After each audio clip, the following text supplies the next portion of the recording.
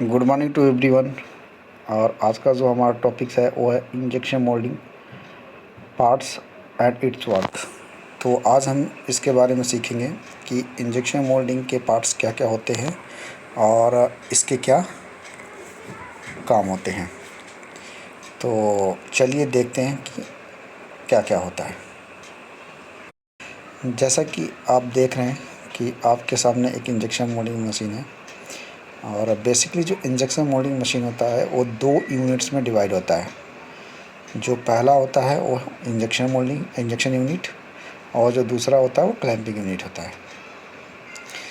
जिधर इंजेक्शन के सारे मैकेनिज़्म लगे होते हैं उसको हम इंजेक्शन यूनिट बोलते हैं, और जिधर क्लैंपिंग के सारे मैकेनिज़्म लगे होते हैं उसको हम क्लैंपिंग यूनिट बोलते हैं।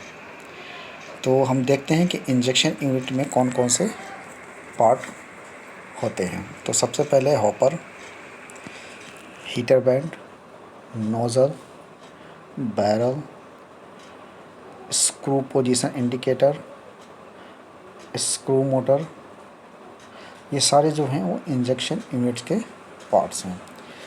क्लैंपिंग यूनिट्स में देखते हैं इसके अंदर controller, tie bar, movable platen, stationary platen, ये सारे क्लैंपिंग यूनिट के अंडर में आते हैं। अब ये जो सारे पार्ट्स हैं इनकी हम एक एक करके हम ये देखेंगे कि इनका काम क्या होता है। तो चलिए देखते हैं कि इनका काम क्या होता है।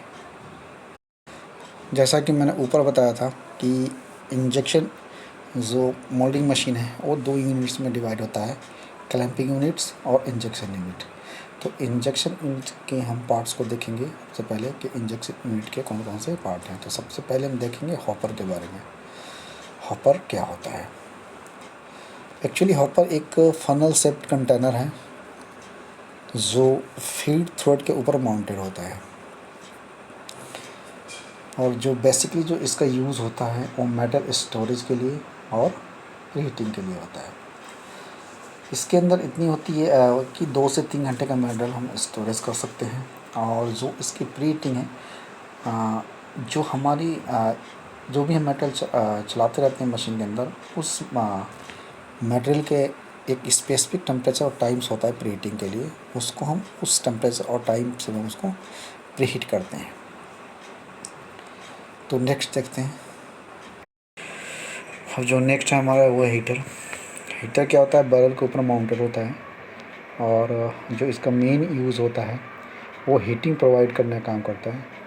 जो ग्रेनुअल्स को मेल्ट करता है, प्लास्टिक ग्रेनुअल्स को मेल्ट करने का काम करता है।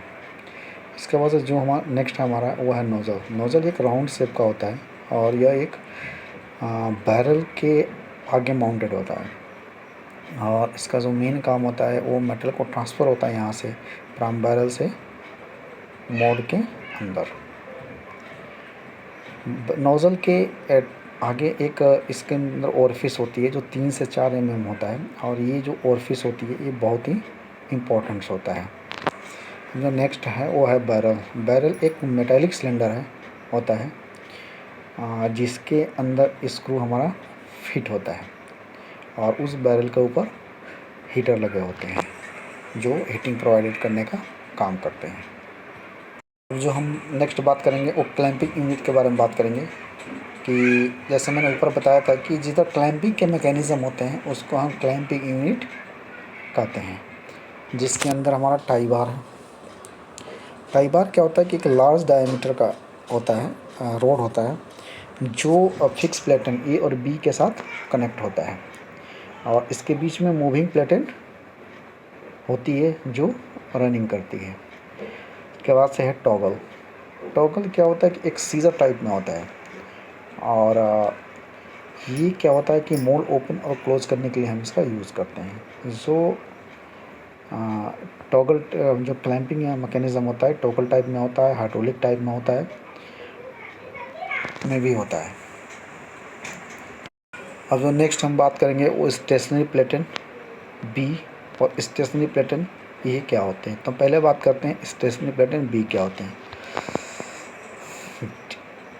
ये क्या होता है कि जो क्लैंपिंग यूनिट होता है उसके लास्ट में जो ये माउंटेड होता है, और ये एक प्लेट के टाइप में होता है और ये फिक्स होता है। स्टेशनरी प्लेटन ये क्या होता है कि जो इंजेक्शन जो यूनिट के जो इंड होता है उस वहाँ पे यह माउंटेड होता है, और ये भी एक प्लेट के टाइप में होता है, और इसके ऊपर हमारा एक हाफ मोल्ड माउंटेड होता है। उसके बाद से हम बात करेंगे मूविंग प्लेटन। ये मूविंग प्लेटन क्या होता है, फिक्स प्लेटन और फिक्स प्लेटन ए और फिक्स प्लेटन बी के बीच में होता है, और जो मूवेबल होता है, जिसके ऊपर एक हाई साइड का हमारा मोड़ लगा होता है, और ये मोड़ को ओपन और क्लोज करने का काम करता है।